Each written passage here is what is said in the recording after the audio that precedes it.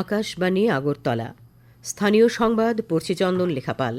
এখনকার বিশেষ বিশেষ খবর হলো, মুখ্যমন্ত্রী অধ্যাপক ডক্টর মানিক সাহা সরকারি উদ্যোগে নির্মীয়মান ফ্ল্যাটগুলির পরিকাঠামো মানুষের চাহিদার সঙ্গে সামঞ্জস্য রেখে করার পরামর্শ দিয়েছেন। উল্টো রথের মধ্য দিয়ে আজ শেষ হল শ্রী শ্রী জগন্নাথ দেবের 9 দিনব্যাপী রথযাত্রা উৎসব। ত্রিনিদাদ ও টোবাগো সফর শেষে প্রধানমন্ত্রী নরেন্দ্র মোদী তার 5 দেশ সফরের তৃতীয় পর্যায়ে আজ আর্জেন্টিনার রাজধানী বুয়েনোস আয়ারেসে পৌঁছেছেন। কেন্দ্রীয় সমবায় মন্ত্রী অমিত শাহ গুজরাটের আনন্দে দেশের প্রথম সমবায় বিশ্ববিদ্যালয়ের ভূমি পূজা করেন। এবারে আসছি বিস্তারিত সংবাদে। মুখ্যমন্ত্রী অধ্যাপক ডক্টর মানিক সাহা সরকারি উদ্যোগে নির্মীয়মান ফ্ল্যাটগুলির পরিকাঠামো মানুষের চাহিদার সঙ্গে সামঞ্জস্য রেখে করার পরামর্শ দিয়েছেন। সচিবালয়ে আজ ত্রিপুরা হাউসিং এবং কনস্ট্রাকশন বোর্ডের 107তম বোর্ড মিটিংয়ে তিনি এই পরামর্শ দেন। তিনি বলেন, বর্তমান সরকার রাজ্যে নিম্ন আয়ের মানুষের হাতে সহজলভ্যভাবে সরকারি ফ্ল্যাট তুলে দিতে চায়। সেক্ষেত্রে ফ্ল্যাট নির্মাণে কাজের গুণগত মান বজায় রাখার ক্ষেত্রে গুরুত্ব দিতে হবে। সভায় মুখ্যমন্ত্রী ত্রিপুরা হাউসিং এবং কনস্ট্রাকশন বোর্ডের বিভিন্ন প্রকল্পের কাজের গুণগত মান বজায় রাখার এবং নির্ধারিত সময়ের মধ্যে কাজ শেষ করার উপর জোর দেন। সভায় মুখ্যমন্ত্রী আগরতলা গান্ধীঘাটে নির্মীয়মান ট্যুরিজম অ্যান্ড কালচারাল হাব, রাজ্যের বিভিন্ন স্থানে নির্মিত একলব্য বিদ্যালয়, মির্জাই ইকো পার্ক, উদয়পুরের গ্র্যান্ড স্ট্যান্ড, অম্পিতে 100 শয্যা বিশিষ্ট গার্লস হোস্টেল, আমবাসার যুব আবাসের কাজ সম্পর্কে অবহিত হন। আমতলীর বাইপাস সংলগ্ন স্থানে প্রস্তাবিত আগরতলার কনভেনশন সেন্টার সম্পর্কেও মুখ্যমন্ত্রী বিস্তারিত খোঁজ খবর নেন। পুনর্রথযাত্রা বা উল্টো রথের মধ্য দিয়ে ধুমধামের সঙ্গে আজ শেষ হয়েছে জগন্নাথ দেবের 9 দিনব্যাপী রথযাত্রা উৎসব। আগরতলার জগন্নাথজিউ মন্দির থেকে একটি রথ ভগবান জগন্নাথ, বলভদ্র, সুভদ্রা দেবীকে নিয়ে শহরের বিভিন্ন পথ পরিক্রমা করে জগন্নাথজিউ মন্দিরে ফিরে যায়। আগরতলার পূর্বাশা প্রাঙ্গণ থেকে ইসকনের রথ শহর পরিক্রমা করে আগরতলা ইসকনের মূল মন্দিরে ফিরে যায়। পূর্বাশা প্রাঙ্গণে রথযাত্রা শুরুর আগে রাজ্যপাল ইন্দ্রসেনা রেড্ডি নাল্লু, সাংসদ বিপ্লব কুমার দেব, এডিসি সদস্য প্রদ্যোৎ কিশোর দেববর্মা প্রথা অনুযায়ী শ্রীবিগ্রহকে আরতি করেন, রথের যাত্রাপথে ঝাড়ু দেন। এখানে এক আলোচনায় রাজ্যপাল ইন্দ্রসেনা রেড্ডি নাল্লু বলেন, ধর্মকে রক্ষা করলে ধর্ম আমাদের রক্ষা করে। प्रोटेक्ट करते समय अनेक पद्धतियां हैं। भगवान को नजदीक से देखना, भगवान के पास जाना, भगवान को कभी कभी अपने घर के पास लेके आना, ये सब काम है।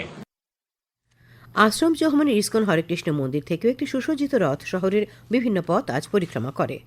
দক্ষিণ জেলার বাইখোড়া ইসকন আয়োজিত উল্টো রথযাত্রা ঘিরেও ব্যাপক জনসমাগম হয়। বাইখোড়া বাজারে গুন্ডিচা মন্দির থেকে রথ বিভিন্ন পথ পরিক্রমা করে। উপস্থিত ছিলেন সাংসদ রাজীব ভট্টাচার্য।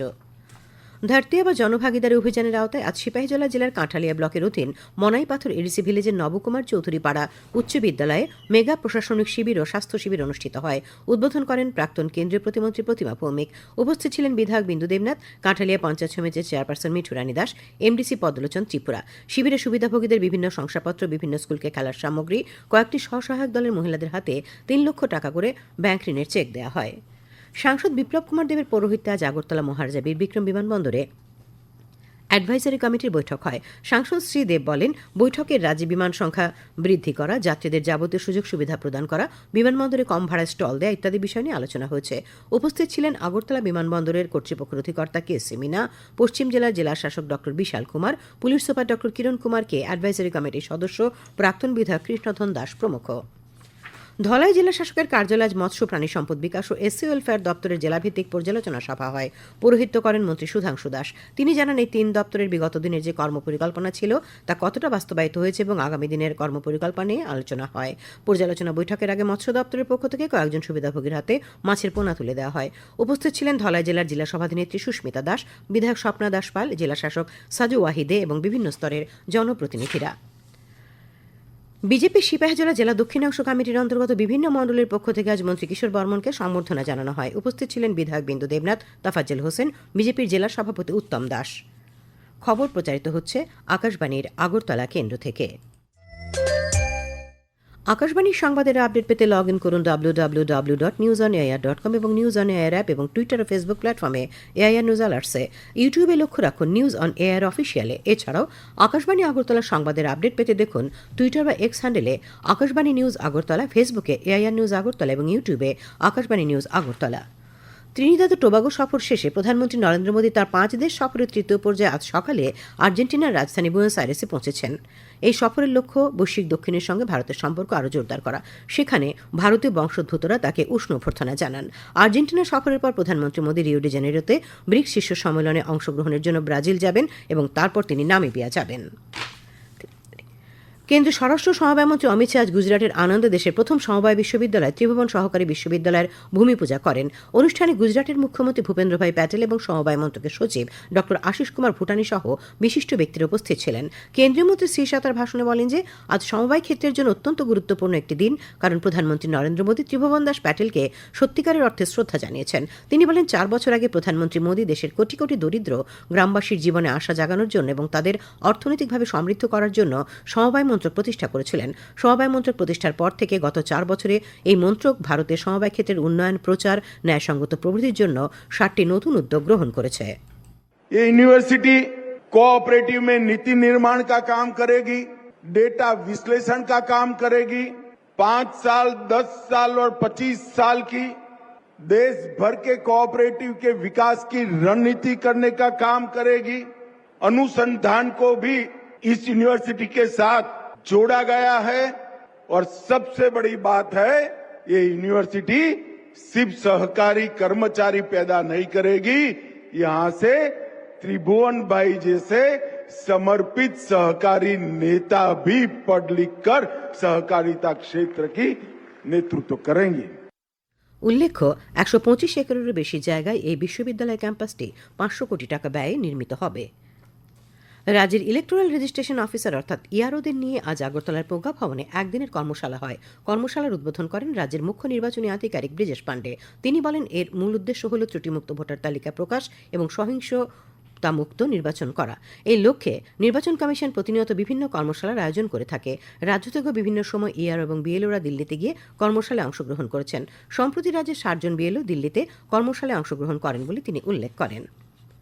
তপশিলি জাতি কল্যাণমন্ত্রী সুধাংশু দাস আজ ধলাই জেলার দক্ষিণ ধুমাছড়া কমিউনিটি হলে ধরতিয়াবা জনজাতীয় গ্রাম উৎকর্ষ অভিযান এবং প্রধানমন্ত্রী জনমন কর্মসূচির অঙ্গ হিসেবে একটি সচেতনতামূলক শিবিরের উদ্বোধন করেন।